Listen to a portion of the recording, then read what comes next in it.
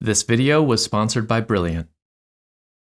A couple of weeks ago, I stopped seeing my therapist.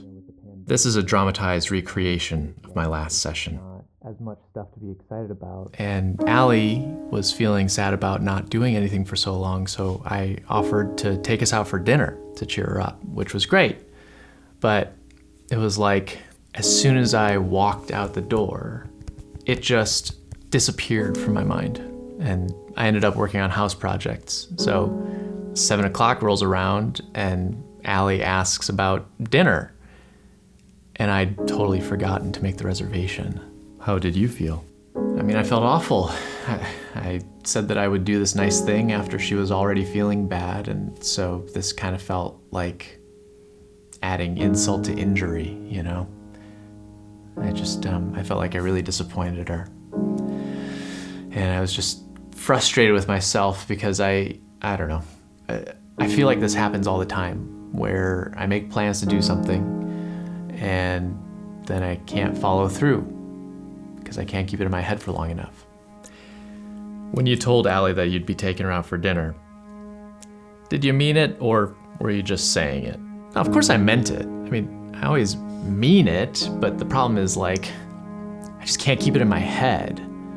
I blank out or something until something reminds me of it again. And then by that point, I feel super guilty or just bad because either someone's waiting on me or because by that point it's too late to fix it. But you chose not to follow through on the dinner plans. No, it wasn't something that I chose. It feels like it just happened. And I feel like it happens a lot.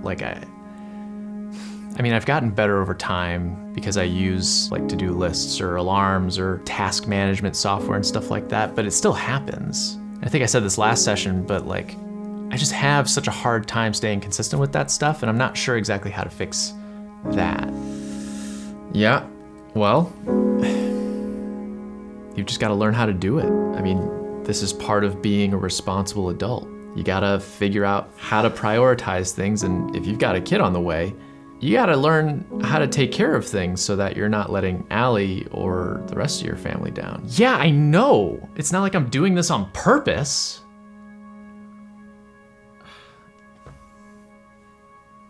This moment was painful. I felt like my therapist wasn't helping me, wasn't listening to me, and didn't really understand me. We weren't clicking, and this felt like it was the last straw.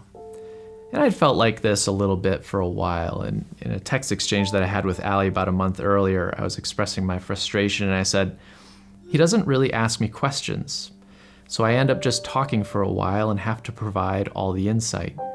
And when he gives his 2 cents, it's basically just him saying, yeah, it do be like that. I like having the space to talk, and I'm sure he'd be a great therapist for someone who needs space to open up. But that's not really my deal. He's not doing anything bad, but it's like he's an empty receptacle that I'm pouring into, but then nothing happens.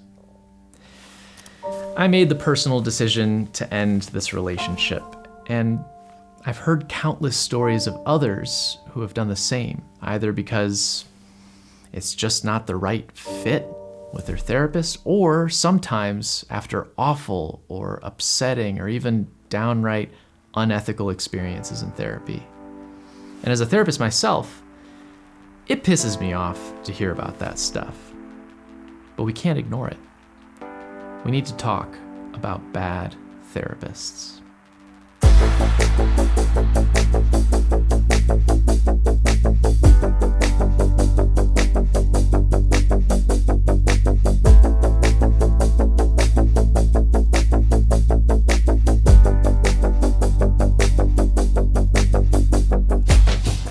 Now, therapy is something I think most people could benefit from. But for a lot of people, when you decide to go see a therapist, that's a pretty big deal because it means that you're facing problems with your mental health and you've decided that you want to work through them and better yourself. It's sort of like going to go see the doctor because you have some physical ailment, right? But just like seeing the doctor, there are some people who kind of view it like a last resort.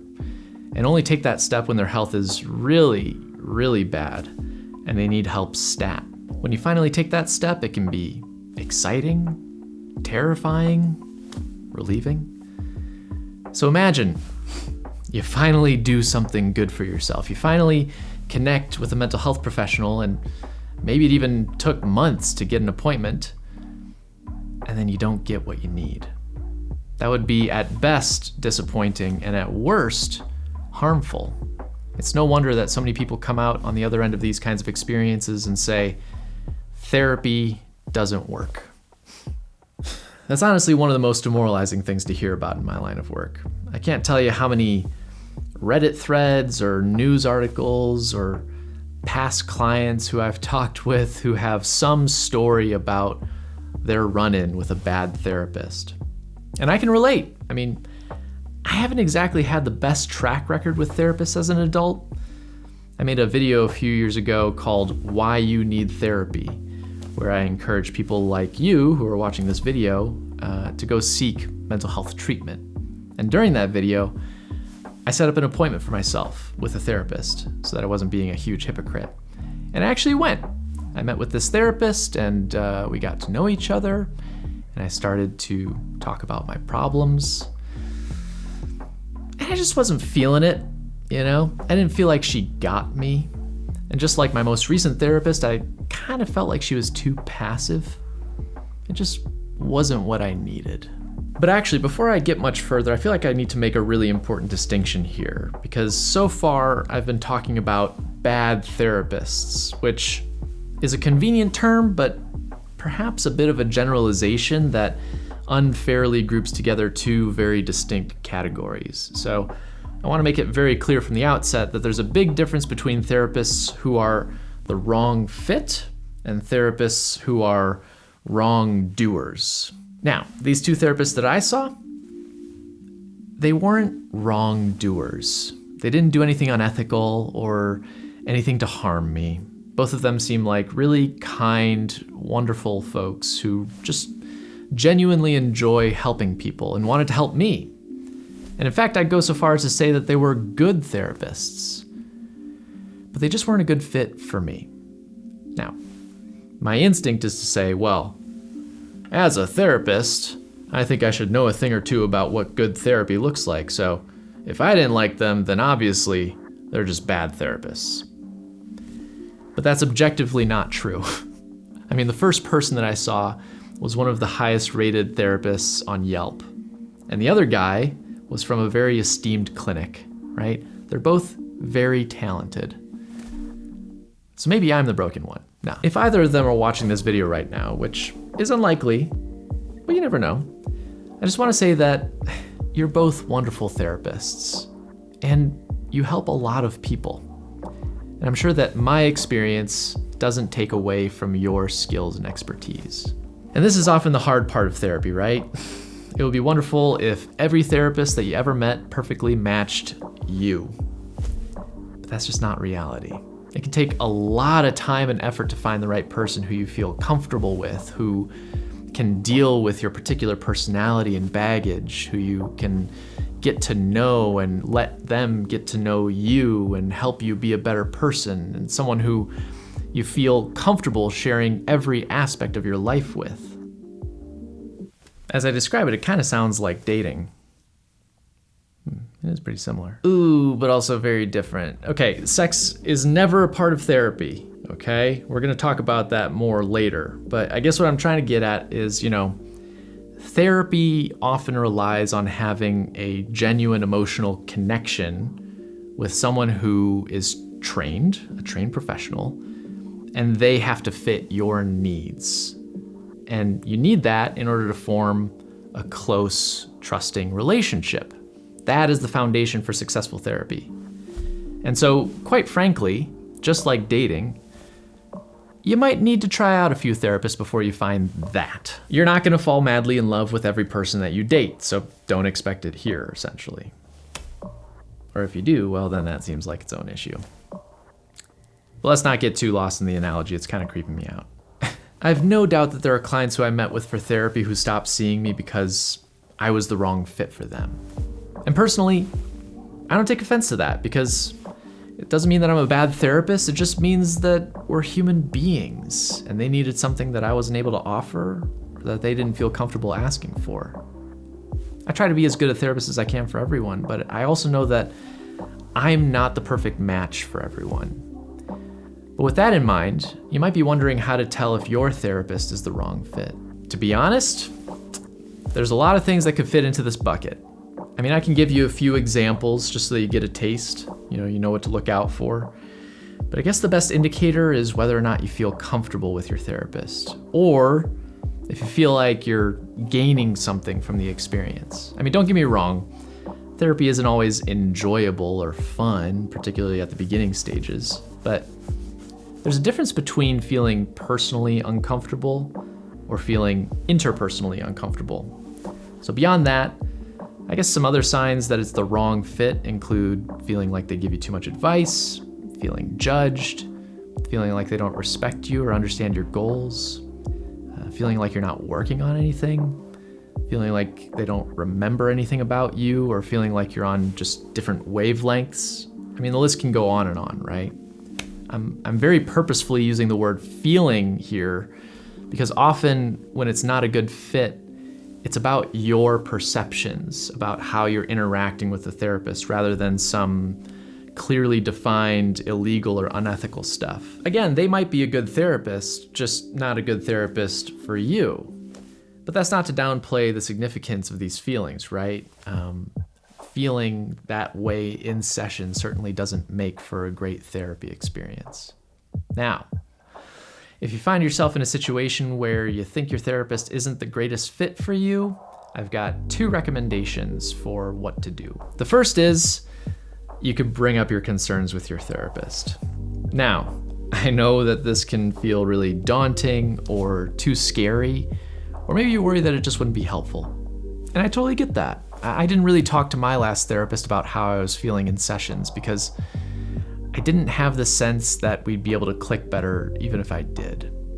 But I also know that not everyone has a plethora of options available to them, or maybe you're in a really bad spot and you need that outlet. Or perhaps you've established a relationship with your therapist, but you feel like things have become less satisfying over time. So if you feel comfortable, and if your therapist is good at their job, they will welcome this kind of feedback. Trust me. Your other option is to find a new therapist. Hey, sometimes it just doesn't work out, right? And I know that it can feel like you're breaking up with them, not to keep bringing it back to dating terms, but these are professionals. They understand that this is gonna happen, and frankly, you're not responsible for their emotions. So just do it, and don't feel guilty about it. And if they do try to make you feel guilty about it, well then honestly, that's a huge red flag, and it should tell you that you were right to walk out on them. No good therapist will ever deliberately manipulate your emotions, okay? Which brings us to the other category of bad therapists, the wrongdoers. These are the folks that give therapy a bad name and can put people off of therapy forever. And it really sucks that they ruin it for everyone, because the truth is that most therapists are good therapists. And you don't have to take my word for it. There was a 2017 survey that found that 47% of Americans say that they had a very positive experience with counseling. 29% said they had a somewhat positive experience. And only 5% and 1% said that they had a somewhat negative or very negative experience, respectively. Whoa, respectively. I would absolutely love it if no one had a negative experience, but that's not really our current reality. However, as a therapist who has 0 patience for the kinds of people I'm about to talk about, I would love to use whatever platform I have here on YouTube to push these people out and make therapy better and safer for everyone. So I'm gonna tell you who I'm talking about, the things that they do, and what you can do if you ever encounter one of these wrongdoers. So, who are we talking about? Well, I think we can divide up this class of bad therapists into 3 categories. We'll call these the 3 circles of bad therapist hell. The first circle is therapists who are inexperienced. Now, everybody's got to start somewhere, right? Right. So imagine that you're a freshly graduated trainee. You get your first job, you don't know much, but you're really excited and eager to please. But oops, you reveal someone's confidential information. Or yikes, you tried a therapy technique that you're not trained in. Or oh shoot, you made a billing error that double charged your client. Listen, mistakes happen. But just because you don't mean to act unethically, doesn't mean it isn't still a huge problem. You can still hurt people, even if you're not acting with malice. And it's not really your job as the client to suck it up while these people learn. Now, the good news is that with training and proper consequences, a lot of these inexperienced therapists can become good therapists. And I think most of them probably do. It's sort of like how I went from an inexperienced dingus when it comes to neural networks to a smarter, more informed, still inexperienced, but good dingus, thanks to Brilliant. Yep, bet you weren't expecting that transition, especially not so soon, but we're gonna do it. And if you just listen for a few seconds, it'll really help me out, and then I promise we'll get back to the other circles. Now, I've been talking about Brilliant for a while now, and there's good reason for that. I know that you're all smart folks, but we're not experts in everything, and Brilliant has one of the best ways to help you learn and understand why and how things work the way that they do. They use interactive activities to help with various STEM topics like everyday math, computer science, regular science, or the topic that I've been venturing into, which is neural networks. I love that I can learn at my own pace by doing hands-on activities and getting in-depth explanation about topics if I'm stuck or if I want more information. To be honest, I'd always been interested in neural networks, but I didn't bite the bullet until I saw Veritasium's recent video about the importance of analog computers, and he referenced this very same Brilliant course. It's really given me a new perspective on computers and frankly how our brains work too. It's a no pressure environment, and I think that you'd really get a lot out of it. So if you're interested in learning more, you can get started for free by visiting brilliant.org/neurotransmissions, or you can click the link in the description, and the first 200 of you will get 20% off of Brilliant's annual premium subscription. I hope that you like it. I think that you will enjoy yourself, so check it out. All right, back to the circles of bad therapist hell. The second circle includes therapists who are incompetent. This kind of therapist may think that they know what they're doing, and they may have even been practicing for a really long time, but they simply lack the knowledge and skills necessary to do the job. So, like the inexperienced therapist, they may commit ethical or legal violations without knowing it. But the difference is that they should know better. And I really have no sympathy for folks in this category because it is required that every therapist take classes specifically about the laws and ethics that pertain to our field. Without that, you don't graduate and you don't practice. In my graduate program, nearly every class discussed ethical considerations and ethical principles in one form or another. It doesn't matter if you identify as a counselor or social worker or psychologist or psychiatrist. If you graduated, you had to learn about proper conduct and learn it well. Additionally, I'll speak from my own experience here, but in order to obtain my training license, I had to show that I had education in ethics. In order to renew my training license every year, I had to take continuing education classes and a test on law and ethics. Before they would give me my full license, I had to take an extensive test on counseling ethics. And before I can renew my license in the future, I got to take more continuing education classes in law and ethics. This stuff really gets beaten into you. And when you don't have the excuse of naivete, well, then it just kind of feels like it's your own fault, or the fault of whoever trained you. The last circle encompasses the worst kind of therapist. And as such, the therapists in this category tend to engage in the most extreme and awful forms of unethical behavior. This circle is reserved for therapists who are malicious. I'm talking about the kinds of people who seek to benefit themselves at the expense of their clients. This is where you might get people who are sexual predators, or people who scam clients out of their money, or therapists that engage in practices that put the client in danger of serious harm. It's all to gratify the therapist in one way or another. They too may convince themselves that they have a good reason for their behavior, but there's no excusing it. People in this area intentionally engage in unethical acts. So those are the three big categories of wrongdoing therapists. I thought about dividing up the common unethical actions that you might encounter in therapy into these three groups as well, but the truth is that any therapist in any of these circles could engage in any kind of unethical behavior. The difference between them is intent, I suppose. So rather than trying to divvy up who does what, I made a list of signs that you're seeing a bad therapist, which I've listed in the description below. They're loosely ordered from the least serious to the most serious, in my opinion, and it ranges from just being bad at their job to doing things like falling asleep in session to canceling appointments frequently, or even really awful things like engaging in overtly discriminatory behavior or sexual assault. It's a lot of bad stuff, and I hope that you've never had and never will have a therapist that does the things that are on that list. However, if you have experienced some of those things, I want to say that I'm sorry, because that is not the conduct of a proper therapist. The good news is we can do something about it. I know that a lot of people don't feel comfortable taking action because they don't know what to do or because they're scared to. And that's totally valid. I mean, if you've ever been put in a situation like this, please know that I have no judgment for how you choose to handle it. As is the case in any sort of difficult interpersonal relationship, you've got to figure out how to react to it in a way that works best for you. But if you're up for it, taking action to ensure that the therapist in question can't hurt or harm other clients can be a really valuable contribution to our community.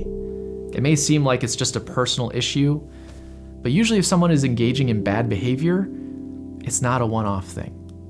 So, here's some guidance on how to speak up and what actions you can take. If your therapist does something unethical or incompetent that harms you, they've likely violated licensure law, which means that you should file a complaint.